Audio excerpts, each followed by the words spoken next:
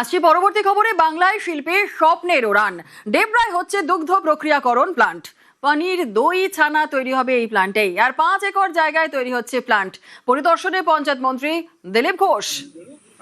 দিগ্বিজয় রয়েছে, আরো বিস্তারিত জানাবে। দিগ্বিজয়, কি জানা যাচ্ছে? দেখো, পশ্চিম মেদিনীপুর জেলার ডেবরা ব্লকের 16 নম্বর জাতীয় সড়কের পাশে যে দলবতীপুর এবং দোদঙ্কুর এলাকা রয়েছে, সেখানে প্রায় 5 একরের বেশি সরকারি জায়গা রয়েছে।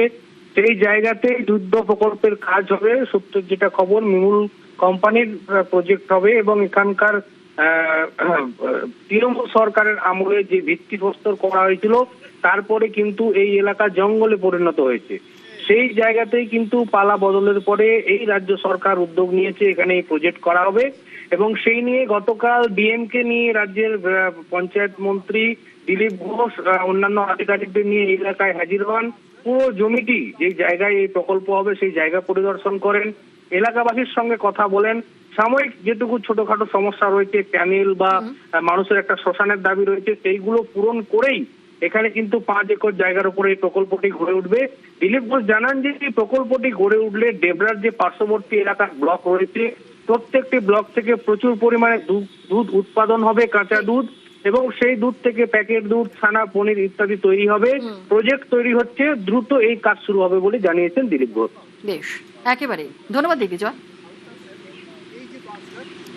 এখানে 5 একর সরকারি জায়গা আছে, যেটা ডিএম এর নামে। প্রাণী সম্পদ যে বিকাশের যে ডিপার্টমেন্ট, তার তরফ থেকে একটা দুধের প্রক্রিয়াকরণের প্লান্ট তৈরি হবে। দুধ নিয়ে এসে প্রসেস করে হরিণঘাটা স্টাইলে আবার বিক্রি করা হবে। সেটারই জায়গা দেখতে এসেছিলাম।